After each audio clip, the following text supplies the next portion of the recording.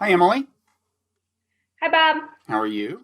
I'm good. How are you today? I'm okay. Let me introduce us. I'm Robert Wright. This is the Wright Show. You are Emily Sigalow. You are a postdoctoral fellow in the sociology department at Brandeis. And today we're going to talk about your PhD dissertation, which is being turned into a book for Princeton University Press that will be called American Jubu, subtitled Jews, Buddhists, and Religious Change in the United States.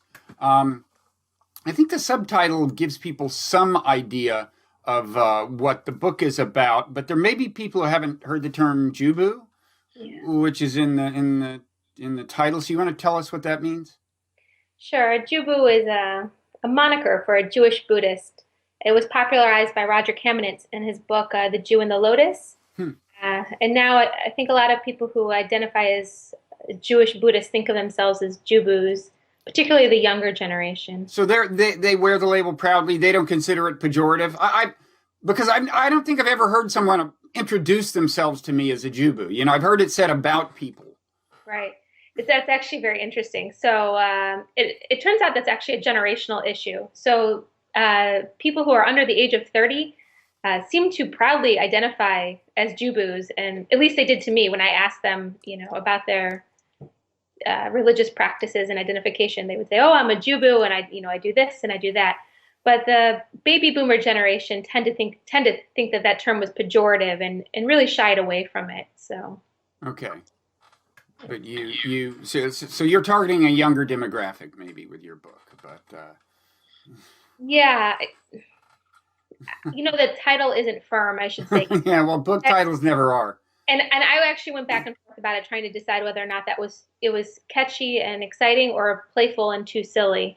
Um, we'll see where. I think on commercial grounds alone, I would say it's a good idea, but I'm not an expert. And you may alienate some people my age, but we're all going to die pretty soon anyway, so I No. wouldn't worry about it.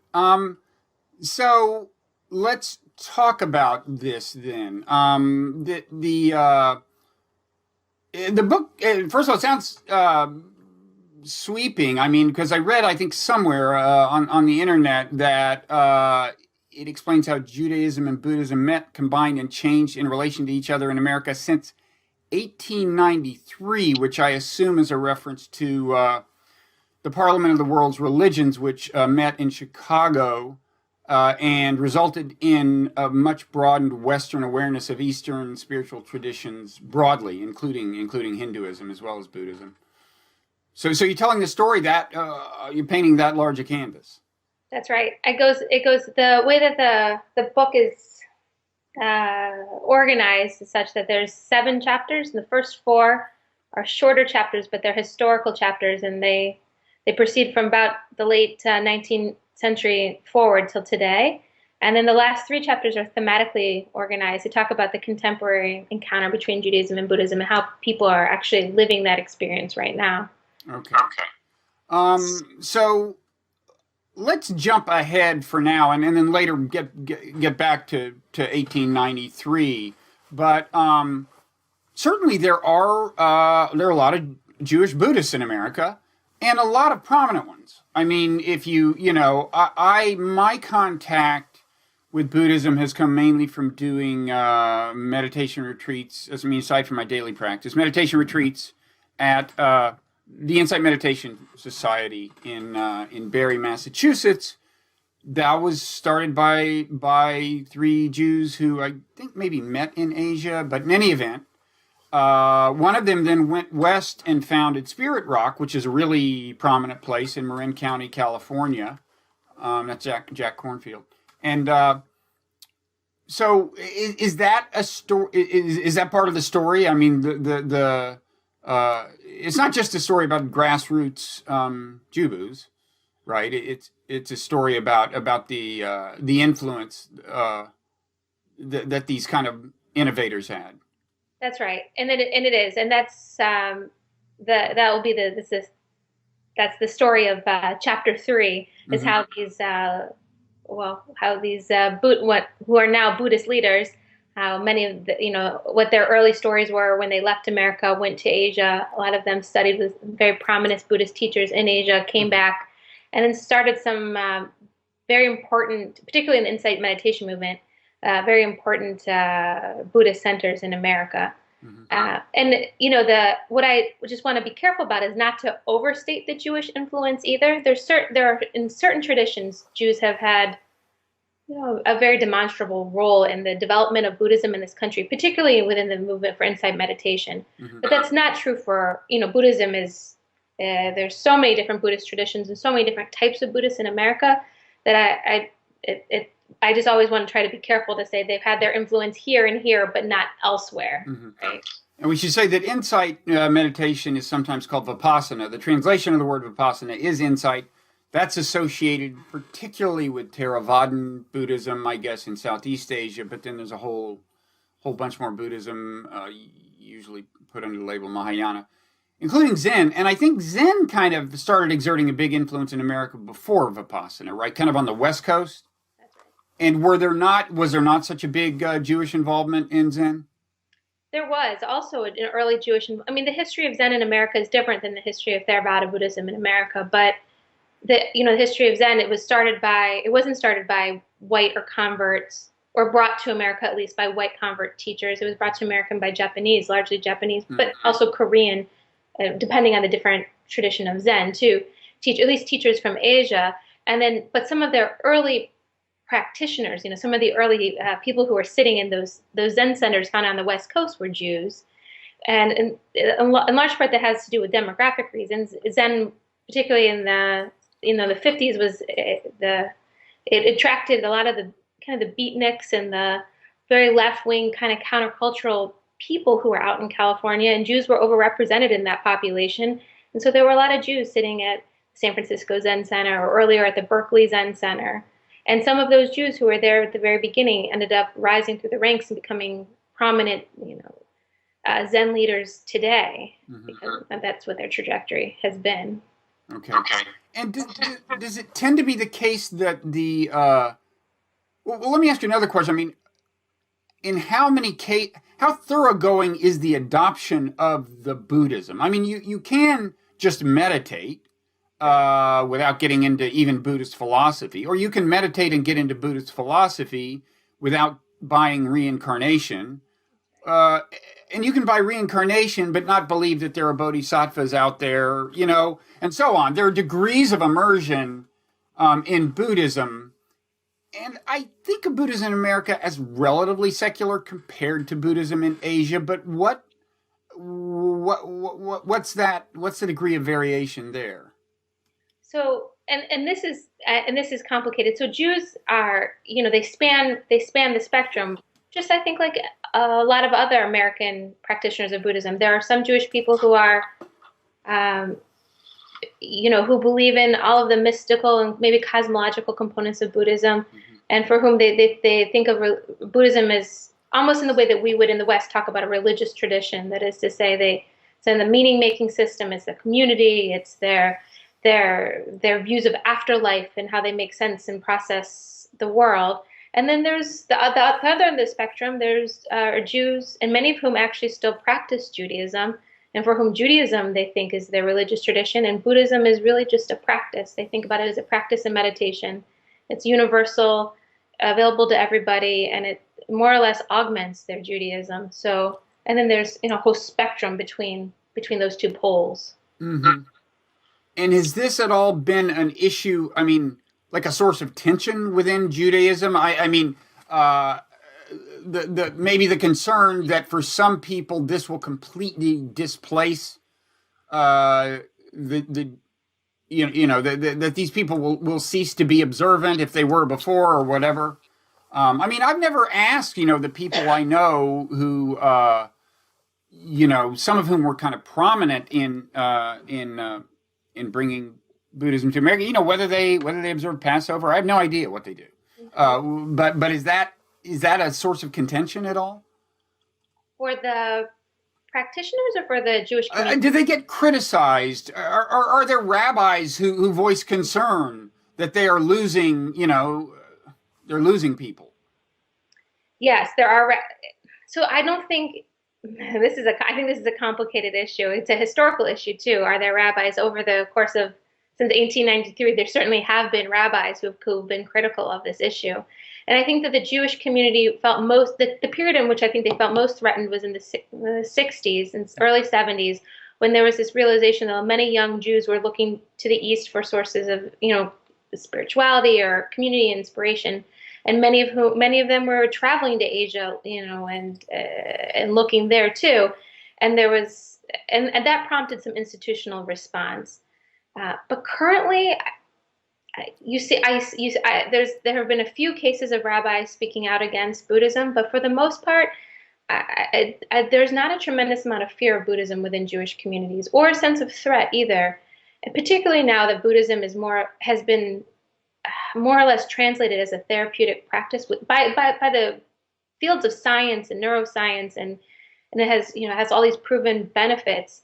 If anything, I think many Jewish communities are supportive of the idea that their practitioners are meditating. Maybe not supportive of their meditating in Buddhist centers, but maybe supportive of their having a daily practice, that is to say. Okay.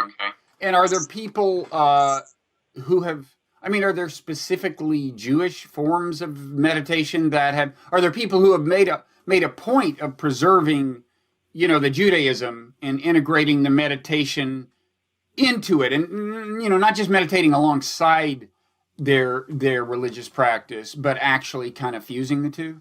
Yeah, absolutely. I actually think this is one of the most interesting results of the encounter between Judaism and Buddhism, is that there's this growth of this new movement for Jewish meditation, and I don't want to speak about it as if it's even if it's a unified movement, because there's actually significant divisions within the movement itself.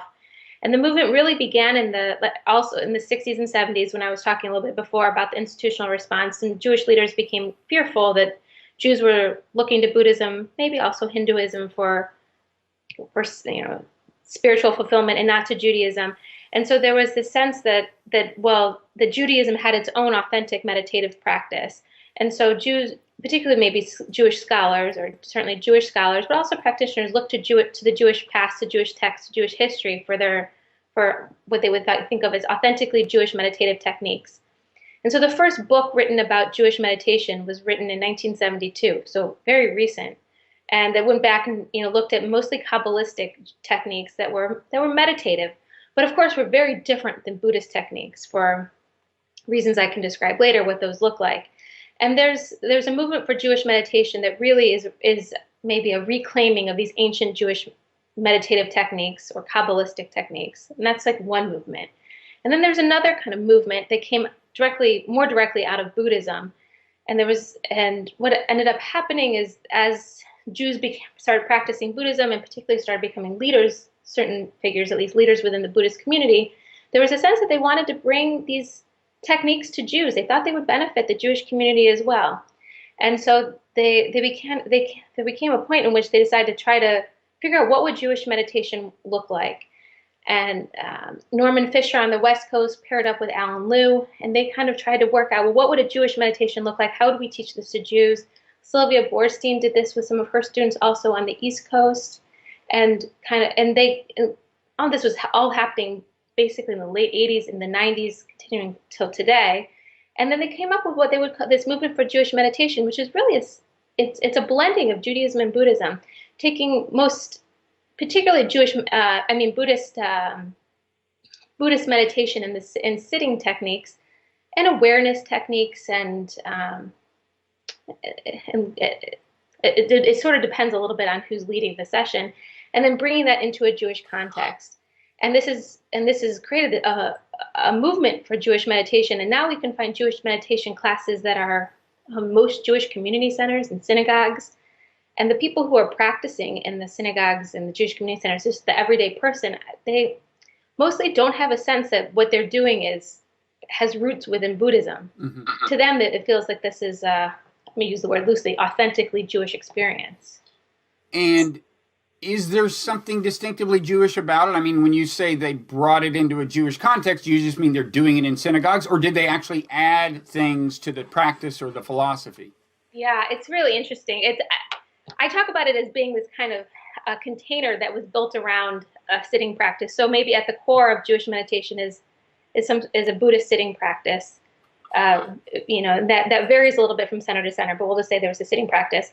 And then around that, they kind of put layers of different kinds of Jewish symbolism, some Jewish text sometimes. So what would happen often is you'll come in, the practitioners, the Jewish meditation practitioners would come in, they would sit down, they'd have some sort of a little bit of an introduction. There'd be a talk about the Torah portion for the week. Then everybody would sit, and then there's a lot more discussion in Jewish meditation classes than there are, typically at least, than there are in any kind of Buddhist classes. And then there's quite a bit of Jewish symbolism. A lot of Jewish meditation classes have this, I think it's called a Jewish blessings flag. It's a reinterpretation of the Tibetan prayer flag, but it's with Jewish blessings on it, but looks similar.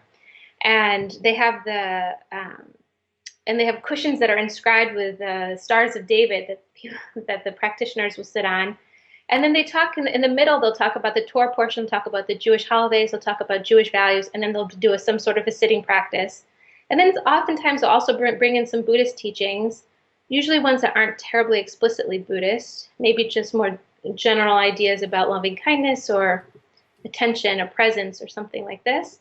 And kind of go back and forth and maybe talk about some Jewish teachings as well. So it's an interplay between between Judaism and Buddhism. Mm-hmm. But the meditation itself, I mean, if I just heard the kind of meditation instructions, it wouldn't strike me as unusual in any way. I mean, it's hard to think of something you would add. I mean, these meditative techniques have been refined for millennia. It would be surprising if you could come up with something nobody's thought of before. That's right.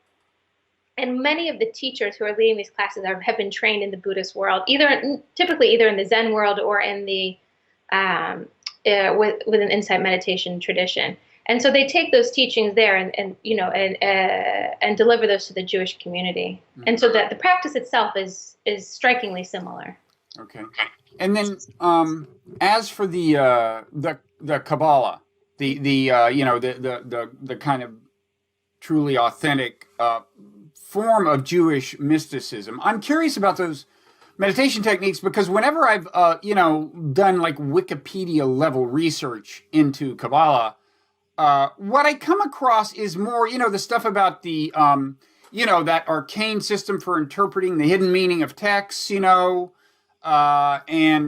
stuff like that. And I've never come across an actual meditative technique, and I have not been sure really whether meditation was part of authentic Kabbalah or whether the term mysticism was just being used in some sense it's a little different from its usage as applied to Buddhism. Yeah, I mean they're really different practices. They call it this, or at least a lot of the times the teachers who teach Jewish meditation solely from within the Jewish within the Jewish tradition are teaching these practices that are meditative in the sense of that they require a certain degree of paying attention, but they're certainly not certainly not what a Buddhist teacher would think as being meditative. A lot of them focus on visualizations, on chanting, on Hebrew letters. Also, there's a lot, the Kabbalah is arcane in and of itself, and so there's some, focus on the meanings of different letters. And typically Jewish mystical practices or meditative practices were done only by men, only by learned men, and typically in the wilderness on their own, in solo, but not in a community, unlike, Buddhism. Mm-hmm. You wouldn't sit with other people. You would go out and have one would go out and have a meditative experience, a man would, and that would be part of this practice. So they're very different in form. Okay. And even some of those things you mentioned, I mean, visualization, that's part of Tibetan meditation too. I mean, like I said, it's hard to imagine something that's not already part of a Buddhist tradition. But in that case, that goes way back in the Kabbalah version of it. Right. I mean, it goes back to the early Kabbalistic teachers. Mm-hmm. and some of their mystical techniques, but I don't think that was even specific to the Jewish Kabbalists. I mean, there were Sufis. There's a lot of mystical traditions that have, I think, similar practices of visualizations and chanting and things that, of course, Buddhism has also its own, as you just noted, it has its Tibetan Buddhism has its own, and others have their own forms of chanting or visualizations and things. But again, they have a different history and a different textual tradition and a, you know, in a different context in which those things were happening. Okay. So I said I wanted to get back to 1893 at some point when the Parliament of the World's Religions met in Chicago, and I guess your book starts there. Yep. Okay. So and there's Jewish involvement from the get-go? Is there? So I start with this man who's this really interesting guy. His name is Charles Strauss, and he's the first non-Asian to take on the Buddhist precepts in America. He does this publicly at the World's Parliament of Religions. And I tell his story, where he came from, what his family was like, how the community responded, and then talk a little bit more just about the Jewish interest in Buddhism in the late 19th century more generally, which was it's very difficult to know numbers, but it seems at least considerable. I mostly looked through lots of different Jewish newspapers to see what was written about Buddhism, what was the conversation, what were the classes that were offered, what books were people reading. And people were reading Buddhist books. They were listening to lectures on Buddhism in synagogues or Jewish centers. There was a particular interest when this comes out of a particular interest in Asian art and literature. And so they were kind of interested in the Orient, as it was called. And there was a real interest in, I mean, again, it's very hard to know any kind of numbers here, but there was enough that the newspapers talked about it frequently. Also about how there was, there would see ads in these Jewish newspapers for little Buddha imageries that people would go and they would buy, and it was specifically, advertised to Jews. So, and I described that. And is this more or less a continuous story from 1893 on? I mean, in every decade, you found stuff. That's right. It was much, it's continuous except for during the wars. And then, of course, there's kind of a lull in any kind of spiritual seeking activity in World War I, World War II. But it is a continuous story, but it's kind of each period of time tells a different story as well. And I should also say, during the 19th century, those Jews who really were interested in Buddhism, it was very much an elite phenomenon. It was people who were urban Jews who were mostly educated and wealthy, largely of German descent, and there was a sign of sophistication to know a little bit about Buddhism, to have read a little bit about Buddhism, to perhaps have some Asian art in your house, and to be able to pull out a quote or two from the teachings of the Buddha. And it continued to be an elite phenomenon all the way up mostly until the 1950s and 60s, and then it became much more of a popular phenomenon. Well, countercultural and then popular phenomenon. And do you have any sense whether during the early part of the 20th century there was kind of disproportionate Jewish involvement? I mean, an American Jew was more likely to be involved in Buddhism than an American Christian. I imagine actual data would be pretty hard to come by, but do you have any sense for that? Yeah, I don't know that. I know that I don't know. So I gather there's kind of an upsurge with the Beatnik era. Is it more or less kind of a simmering thing for the first half of the century, and then I don't know, I would imagine mid to late 50s or something, you start seeing more activity. Is that it? That's right. It's kind of maybe you can imagine a slow, gradual progress in intensity. The intensity kind of slowly creeps forward, and then it takes like a big exponential leap beginning in the 50s and then forward from there. Mm-hmm. And I mean, it's like in Jack Kerouac's On the Road. I guess that's where the term Dharma bums comes from. Is that right? Yep.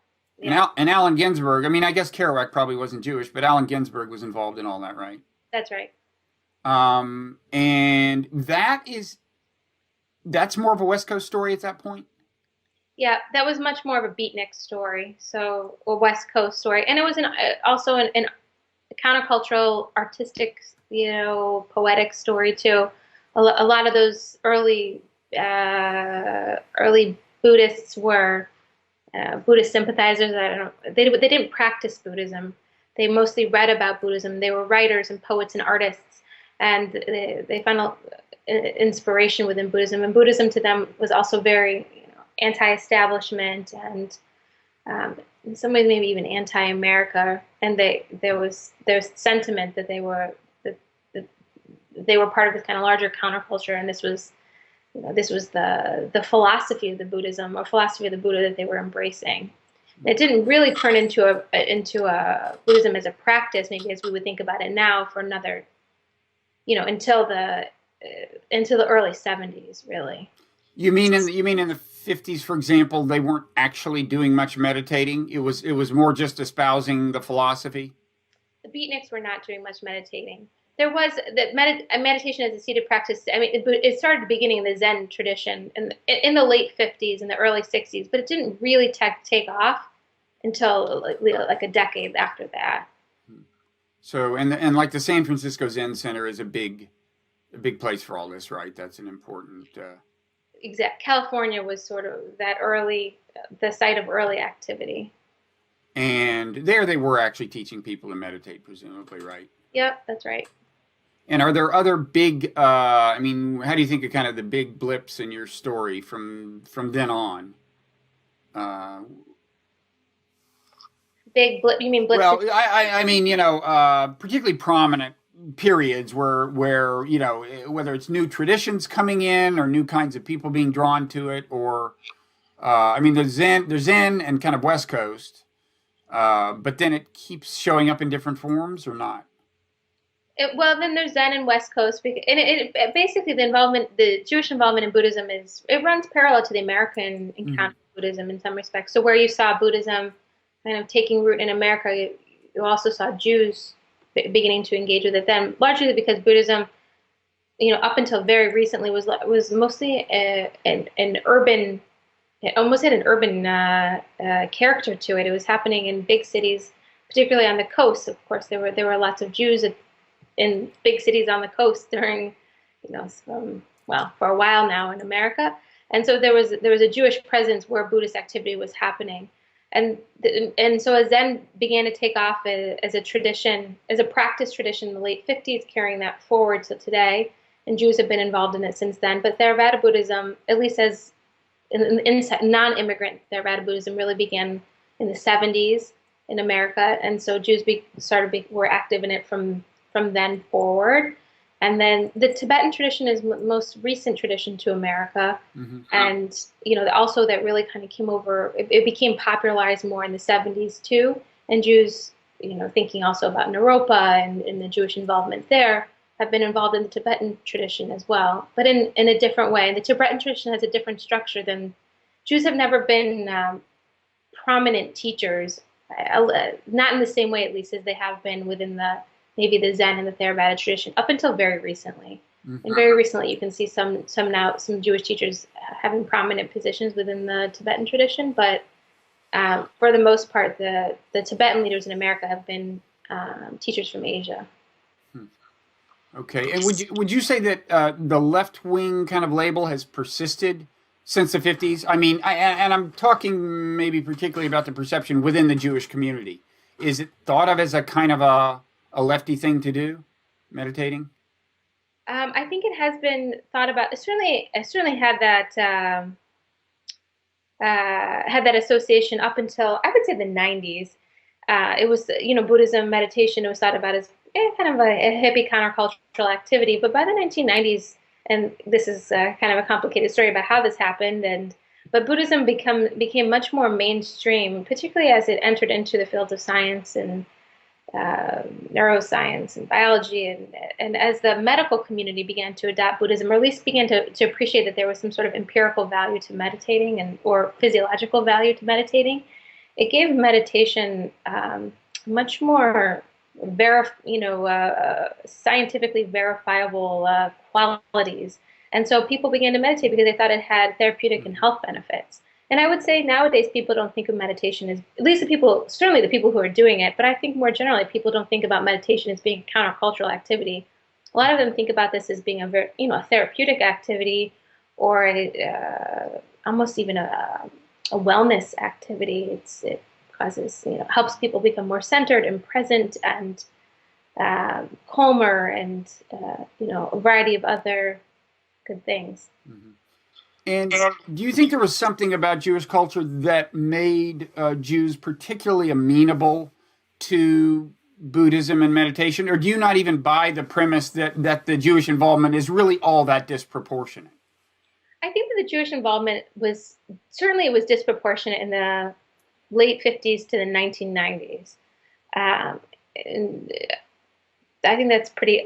There's no clear numbers, but I think that it was, and I think it's possibly still disproportionate now in certain places, particularly in places where, I think, if you go to New York or San Francisco, I think you're going to see a lot of Jews in the Buddhist centers.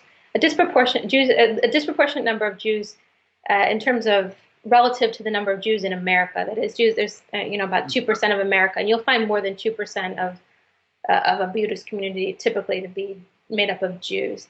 And I think that has a lot, at least going forward from the 1950s forward. I think it has quite a few reasons. There's certainly a demographic reason, right? The Buddhism tends to attract people who are educated, liberal, typically white and middle class. That is, it tends to attack those sorts of converts. That is to say, and Jews are overrepresented in that particular demographic. So I think that's a strong reason why you see a lot of Jews there. I think there are historical reasons that Judaism and Buddhism haven't had any kind of real historical conflict. Certainly not the conflict that Judaism has had with Christianity, for example. And Buddhism has been much more of a historically neutral with Judaism. And I think there's religious reasons as well, particularly, there's religious in terms of, I guess this is almost organizationally religious reasons, that there's in Jewish synagogues, for example, it'd be hard pressed to find any kind of bylaw that said a member of this community is not allowed to practice meditation, but there are actually institutional rules against Jews who would practice Christianity. But again, this is also tied to the historical reasons. But people can practice in their synagogue and can go to a meditation center because they're not forced to make any kind of either or decision from their communities either. And those organizational reasons apply to Buddhism as well. In the Buddhist centers, they're very open and flexible, and they don't ask people to necessarily take a vow or to give up their former religion when they begin to practice meditation, and it allows for that degree of flexibility. Right. And I think the last thing is that it just has a lot to do with how Judaism and Buddhism have evolved in America. For many Jews who practice Buddhism, they identify as being secular or cultural Jews, and they don't necessarily have any kind of Jewish religious practice, you might think about it.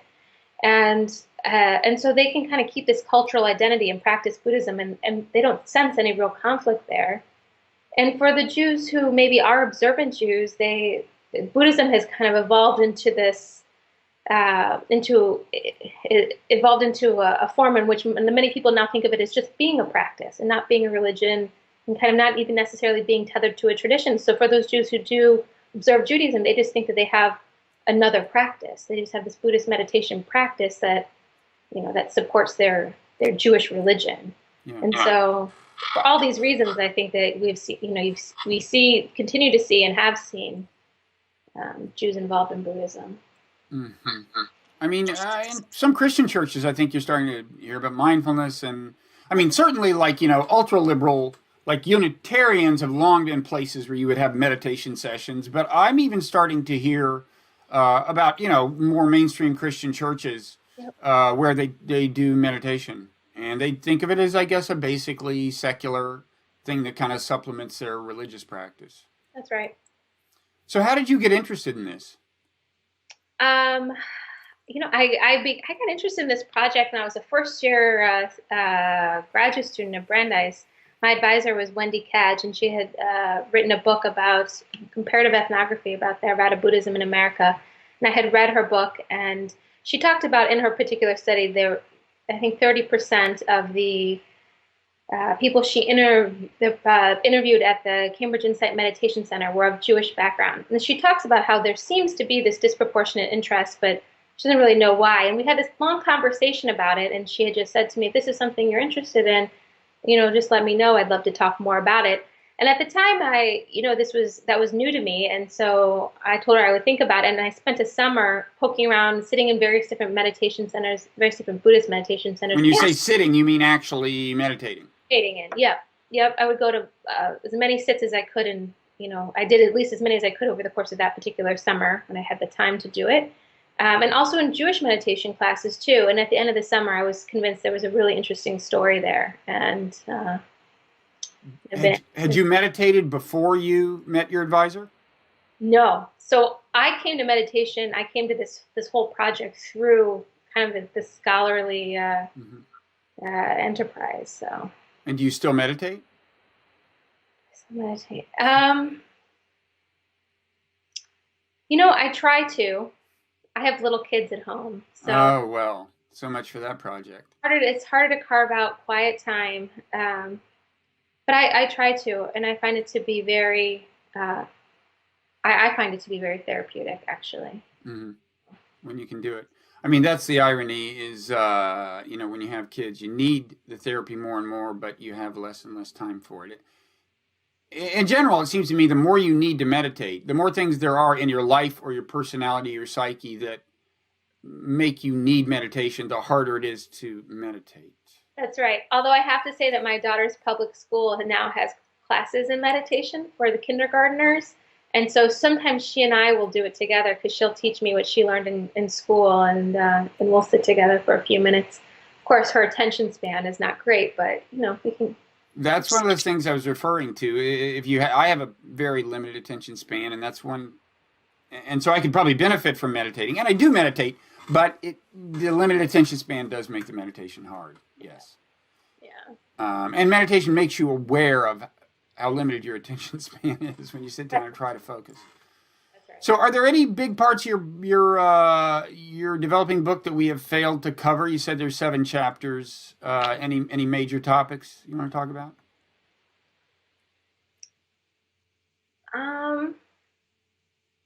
Well, I. Go ahead, say it.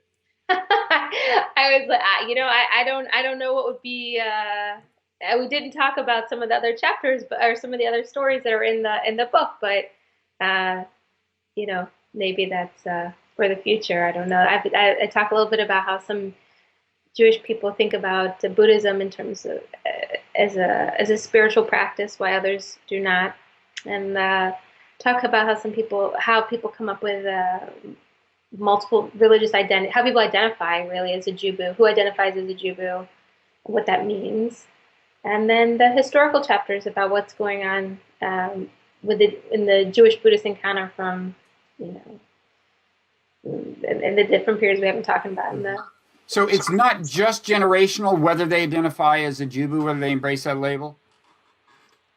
The particular label yeah. is generally generational. Is generational, but there's different kinds of Jewish Buddhists in America. I mean, I think I alluded to this at least before, that there are some people who, and I call them different things, but at least there's some Jewish Buddhists who are Jewishly observant, who think of themselves as Jews who have a Buddhist practice. I guess maybe that's it. And I call them the spiritually enriched. That is to say, they think about Buddhism as enriching their sense of spirituality. There's a much smaller group of, maybe we could call dual belongers, people who would actually belong to Buddhist communities and Jewish communities, and maybe place an equal emphasis on both. In terms of they celebrate holidays with within both traditions, and have practices with both traditions, and kind of believe in the meaning-making systems of both traditions too. This is the smallest group that I found. Then I have some on the other side, people who we might think of as being, cultural Jews who practice Buddhism, and for whom Buddhism is really their primary practice and primary community meaning-making system, but they still identify as being cultural Jews, in the sense of that's what they think about as being their Jewish heritage and where their families came from.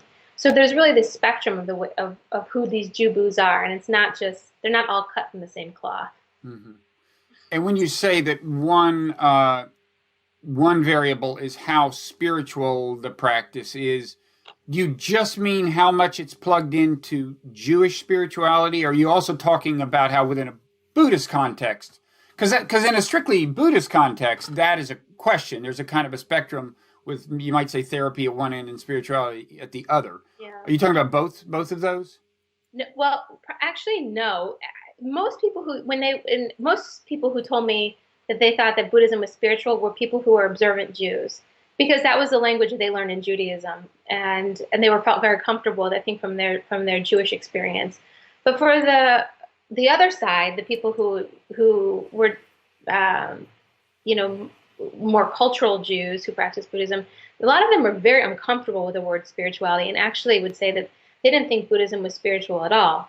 They thought it was, a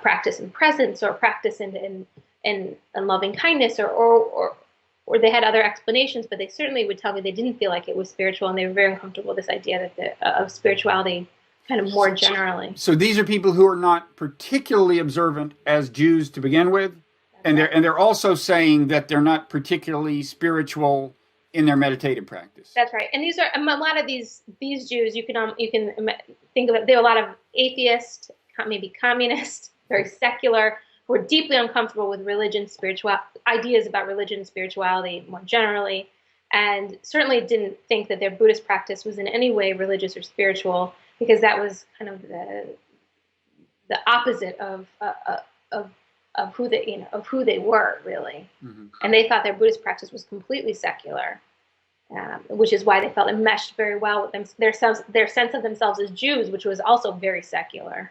Right. So they have these two different poles there. Okay. All right. So do you have a target date for when when we'll actually see the book, or when you'll actually finish your the transformation of a PhD dissertation into a book? I mean, it's under contract with Princeton University Press, right? That's right. And I owe them the final manuscript in January 2017. So. Well, authors are never late with their manuscripts, so yeah. I'm sure that'll happen. It will. Yeah, it will. I didn't even want to plant the thought in your mind that it might not. It will. And I guess it's however long it takes them at that point to put that into... Surprisingly long, sometimes. I guess the average is kind of a year in book publishing. Yeah. But I think this will be of enduring value and interest, so you don't have to rush. Okay, well, thanks. Thank you for taking the time. And thank you. Okay, and good luck with the book, and maybe we'll talk to you again down the road. All right, sounds great, Bob. Take care. Good afternoon. Bye-bye.